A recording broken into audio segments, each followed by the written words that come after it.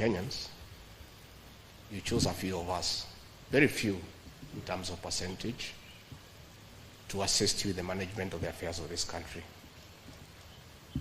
Your Excellency, you have a very high expectation of all of us, just like the people of Kenya have.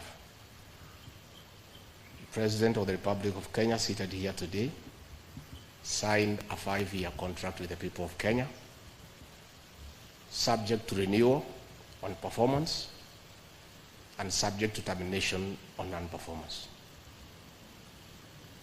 As a Deputy President and Principal Assistant, I can tell you today, the President has no intention whatsoever to have his contract terminated by the people of Kenya.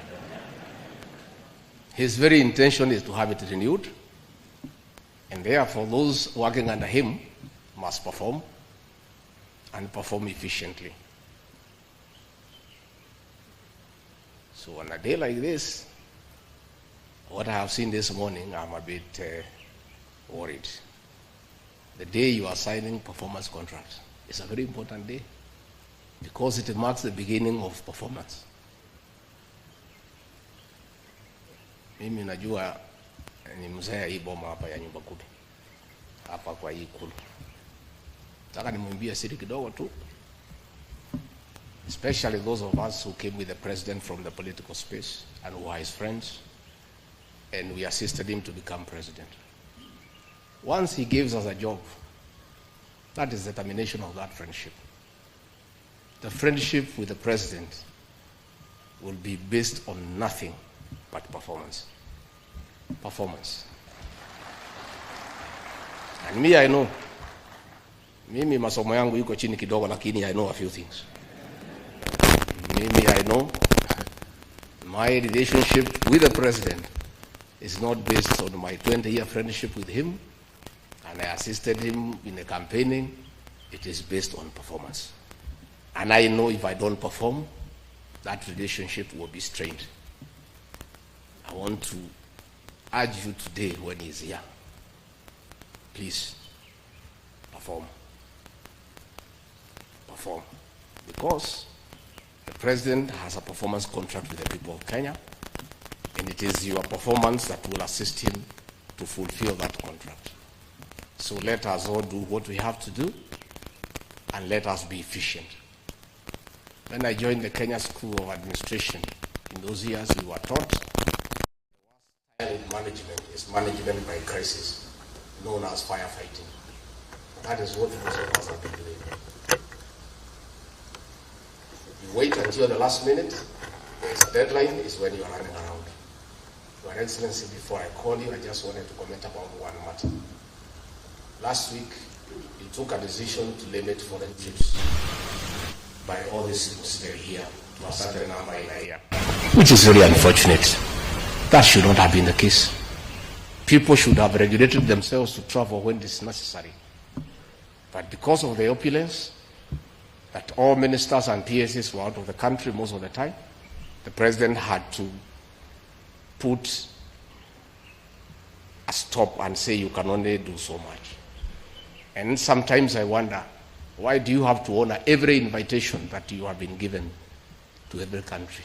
Your Excellency, at times we have tried to hold cabinet committees, we can't. 5, 6, 7, 8 ministers are out of the country. Some change clothes at the airport from one country to another. That is the truth.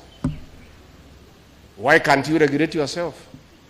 If the president was to travel and honor every invitation, he will be out of this country the whole year.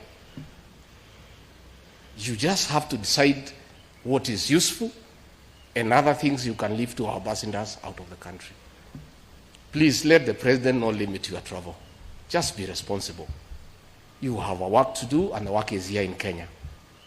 Again, Your Excellency, we have done so much as an administration, but the information is not out there.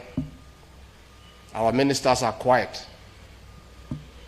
They are called for TV interviews, they don't show up to say what they have done. And then the media have a field day because nobody talks for government.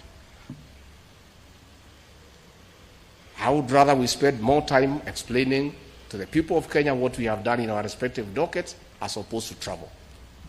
And if we have to travel, let's travel up country to where wananchi are and explain what we are doing. I don't think the president will cap your travel out of Nairobi. I don't think he will.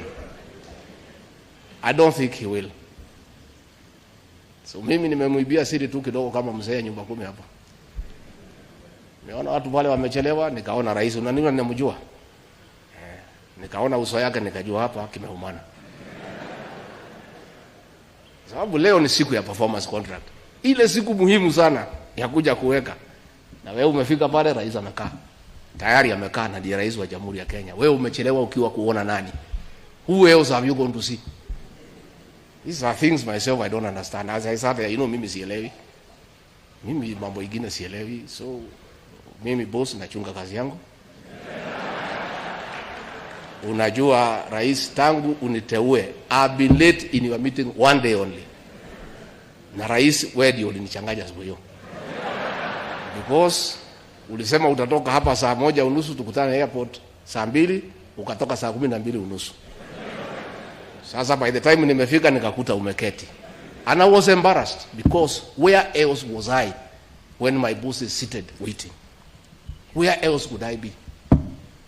How do you explain where uko wapi? Rais amekaa, you work for him, he has arrived before you. I don't understand. I don't know how you plan, but hata kama iko traffic jam, hii traffic jam haijakuja Kenya leo, inajulikana tangu zamani. Mimi nilifika hapa saa 1:30, PM alifika hapa saa 1:30 na mkutano ulikuwa saa 3. Not because we have no work to do. Si hakuna haja kuamuka hii masaa na hii baridi tungelala. Lakini tunakuja kwa rais wa Jamhuri ya Kenya who has given us a job, who is very busy.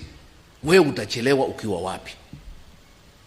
So those are things, as you sign these contracts, you need to think about.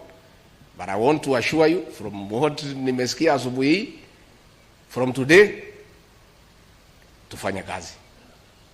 Marafiki wa rais wa zamani, tufanye kazi. Kipimo ni kazi peke yake. Mimi nimesikia na mimi nakubaliana na rais, kazi. Let us work. Let us do what we need to do to help the president. And he has set the pace. Let us follow the leader, because he is the leader. If his pace is to keep time, let's keep time. If his pace is to work hard, is to work hard. If his pace is to go up country and explain to the people, let us go and explain to the people. Mimi nimesema yangu, nitamtafuta individually, pahali niona iko shida nimueleze. With those few remarks, I request you to be upstanding and help me usher in the President of the Republic of Kenya. Mr. President.